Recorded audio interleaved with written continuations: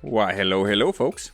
It's Dog Days. Dog Days is back. The annual summer water splash fest event, where you're supposed to run on along this map and shoot at Grenier executioners with your soak rifle and collect Nikex pearls, so you can get some nice rewards. And nothing really new in this event outside of two things that are kind of important. Well, three. Number one, now there's a new map, so you can do it nighttime as well. Yeah, you can get that as a captura.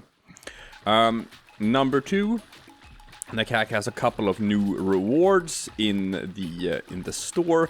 Nothing really big. It's like some glyphs, some captura scenes, and one ephemera. We're gonna get to that. Number three, and the big one, is that a lot of the methods that has previously been used for, so to speak, AFKing this event, and like not actually playing it, have been patched out so that they no longer work. One thing that I did in a previous guide video, show off, was how you were able to like stand on these platforms outside, and they were like sort of out of bounds, and the enemies couldn't get to you. That doesn't work anymore because they've added these out of bounds balls here.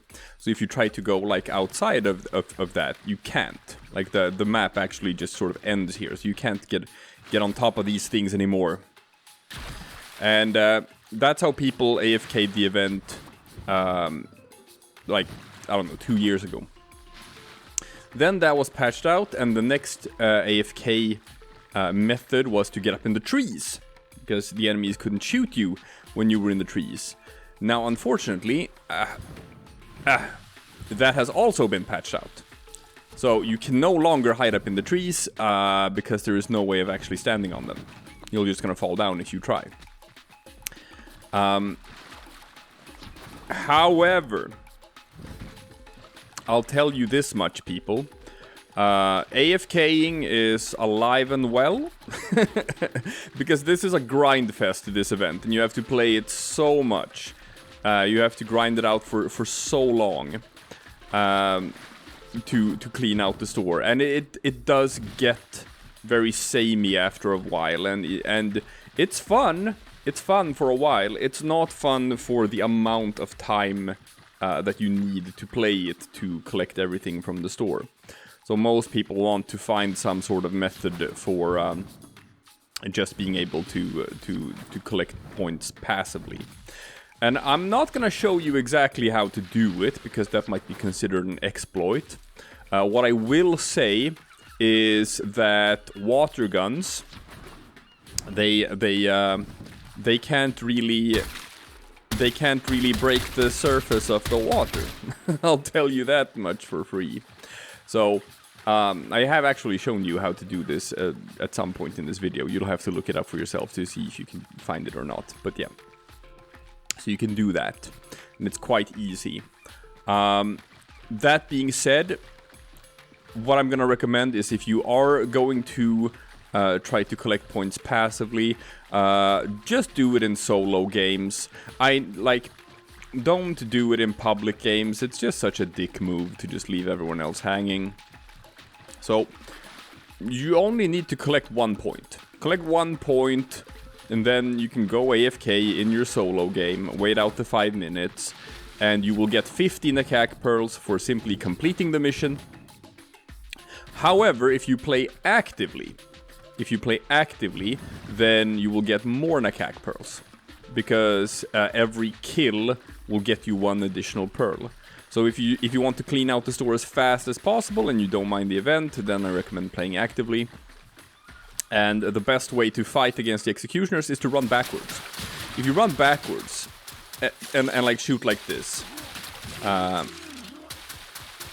then the executioners will typically not shoot back at you, and they will follow you in a straight line, so you can hit them very easily. If you try to engage with them or like strafe around and stuff like that, or get close to them, you're probably gonna die. But if you just run backwards, let them follow you, and then just fire backwards, you are gonna be able to hit and kill them pretty easily and collect points. And that's also a way of like speeding up the process. Now onto the store. Let's look at the Nikex Store and what you should be buying from it. So this is what the Nikex pearls are for. You can get a hint just by the name. You're supposed to go here to Nikex in Cetus, and she will sell. So she has a new store for this event only, where you can buy some stuff. Now, this color palette that she sells, it's pretty nifty. It's got turquoise, yellow, and white. What's good about this one is that one of these actually has true white. Like actual white, the whitest possible white that you can get. Which is nice if that's something you're after with your color palettes. A new thing is this, the Soaker Ephemera, which I guess is thematically appropriate for Dog Days. But this is actually something that was supposed to come with like Hydroid's deluxe skin, but for some reason didn't. So it makes you look like you're underwater, and these little fish is gonna spawn around you. What's weird though is that these are like not Cetus fish. It's just not Eidolon fish or anything either. It's just you know, fish from our era in the real world. That's a bit strange, but anyway. There is that, and that's a nice skin, I mean a nice ephemera to have, particularly for Hydroid, I guess. Maybe for Yareli as well, so she can also be swim with the fishes and do in the water and stuff like that. There is the Dog Days ephemera, which is this floaty ring. However, that is temporary. That's only going to be for while this event is ongoing, and then it's going to disappear. But it just costs 1 Nikex pearl, so who cares? You can get that.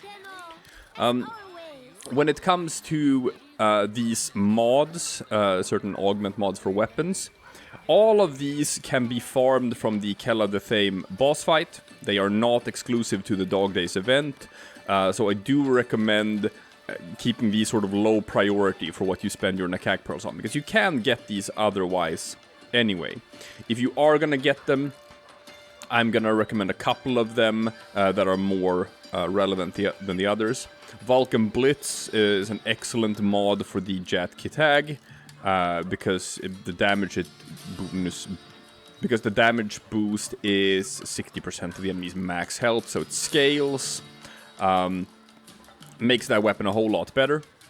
Acid Shells actually turns the Sobek into a pretty nutty weapon, especially combined with certain Warframes and certain Warframe abilities, where you can double dip or triple dip in the damage that Acid Shells produces. Rhino's Roar, Saren's Spores, there are a couple of more.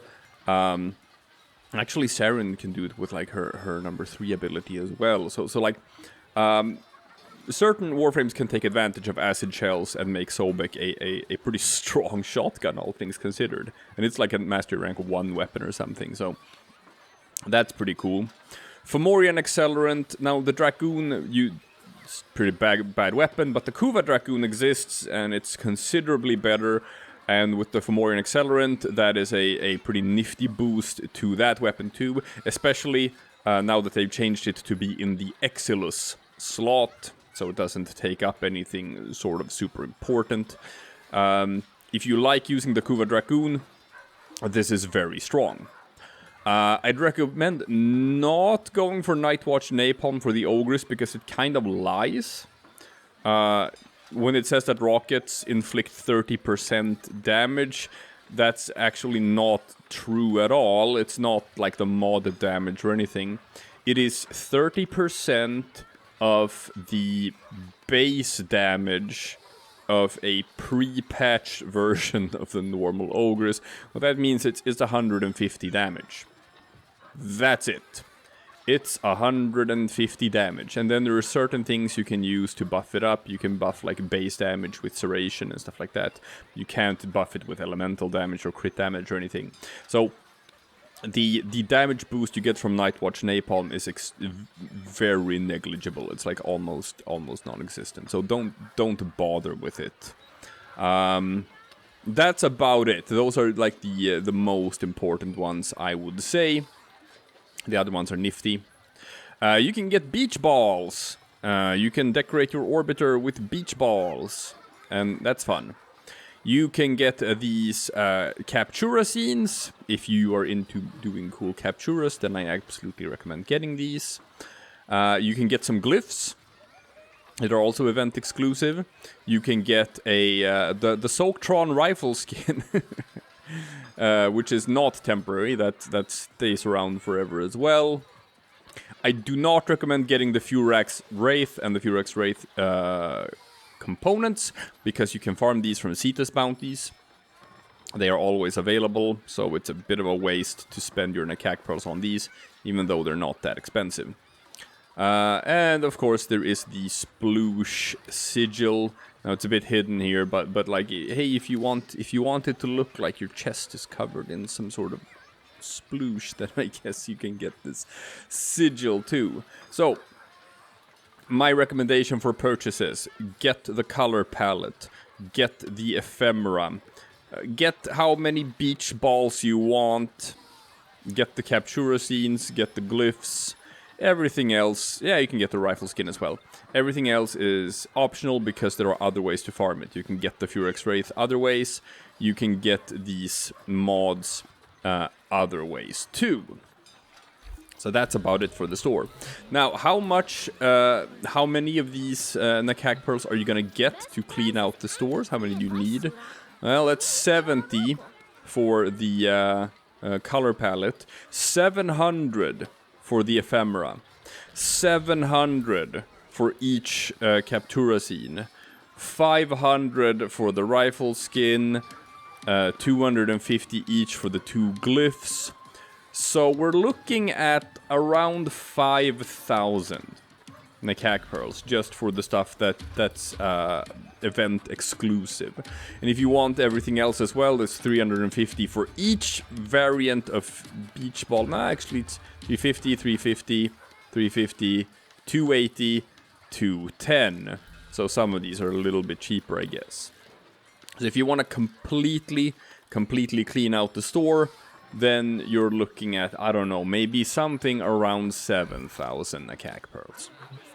And with 50 Nikex pearls as the end of mission reward, and usually you will be able to get around another 20 per mission if you play actively.